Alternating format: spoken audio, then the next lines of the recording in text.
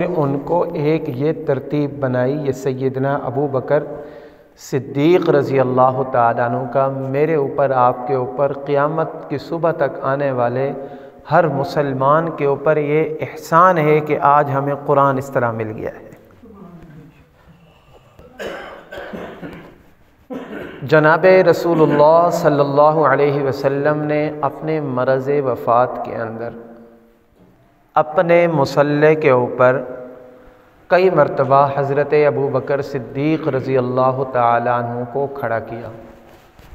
علماء اکرام نے فرمایا ہے کہ یہ اس بات کی دلیل ہے کہ رسول اللہ صلی اللہ علیہ وسلم کے بعد سب سے پہلے جو خلیفہ بنیں گے وہ حضرت ابو بکر صدیق رضی اللہ تعالیٰ عنہ۔ یہاں تک کہ ایک مرتبہ اما عائشہ صدیقہ رضی اللہ تعالیٰ عنہ نے عرض کی، یا رسول اللہ صلی اللہ علیہ وسلم، میرے والد رقیق القلب ہیں، نرم دل ہیں، آپ کے مصلی کے اوپر وہ کھڑے نہیں ہو سکتے، آپ حضرت عمر فاروق کو حکم دے دیں۔ تو رسول اللہ نے فرمایا نہیں، میرے مصلی کے اوپر امامت ابو بکر صدیق ہی کروائیں گے۔ ایک مرتبہ اللہ کے نبی علیہ الصلوۃ والسلام مرض وفات کے اندر آپ ابو بکر صدیق جماعت کروا رہے تھے، تو رسول اللہ صلی اللہ علیہ وسلم اپنے گھر سے آپ تشریف لائے، آپ نے حضرت ابو بکر صدیق کی اقتداء میں نماز ادا کی ہے۔ ابو بکر صدیق پیچھے ہٹنے لگے تو اللہ کے نبی نے ان کو اشارے سے آگے کیا اور ان کے پیچھے بیٹھ کر نماز پڑھی ہے۔ اس لیے رسول اللہ نے فرمایا کہ افضل البشر بعد الانبیاء، انبیاء کے بعد سب سے بڑا رتبہ جس کو دیا گیا ہے وہ صدیق اکبر رضی اللہ۔ حضرت بکر صدیق رضی اللہ تعالیٰ عنہ کو اللہ نے جو فراست عطا فرمائی تھی وہ صحابہ کرام میں سے کسی کے پاس نہیں تھی۔ اللہ کے نبی نے خطبہ حجۃ الوداع کے موقع پر ایک بات بیان کی، آپ خطبے کے بعد واپس آئے، اللہ کے نبی نے فرمایا کہ اللہ رب العزت نے اپنے ایک بندے کو دنیا کے اندر بھیجا اور پھر اس کو اختیار دیا کہ یا دنیا کو اختیار کر لو یا آخرت کو اختیار کر لو۔ اللہ کے اس بندے نے آخرت کو پسند کر لیا ہے۔ تمام صحابہ کرام نے سنا، سیدنا ابو بکر صدیق رضی اللہ تعالیٰ نے جب یہ سنا تو آپ رونے لگ گئے۔ حضرات صحابہ کرام نے پوچھا کہ اللہ کے نبی نے تو ایسی بات کوئی نہیں کی کہ آپ رو رہے ہیں۔ سیدنا ابو بکر صدیق رضی اللہ عنہ نے فرمایا کہ رسول اللہ صلی اللہ علیہ وسلم نے ہمیں اپنے اس ارشاد کے اندر بتلا دیا ہے کہ عن قریب وہ اس دنیا سے رخصت ہونے والے۔ کہتے ہیں مجھے پتہ چل گیا ہے وہ جو بندہ ہے اس بندے سے مراد خود رسول اللہ صلی اللہ علیہ وسلم کی ذات ہے۔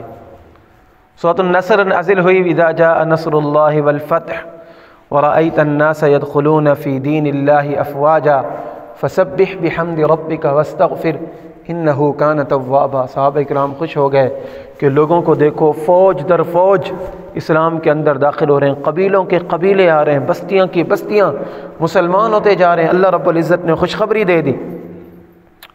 سیدنا ابو بکر صدیق رضی اللہ عنہ نے جب یہ آیات پڑھی تو آپ رونے لگ گئے۔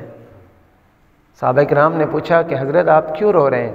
ابو بکر صدیق نے فرمایا تمہیں کیا پتہ کہ اس کے اندر رسول اللہ صلی اللہ علیہ وسلم کو بتلایا گیا کہ آپ اپنی ذمہ داری اب پورے کر چکے ہیں، اب اللہ تبارک و تعالیٰ کے پاس جانے کا وقت آ چکا ہے۔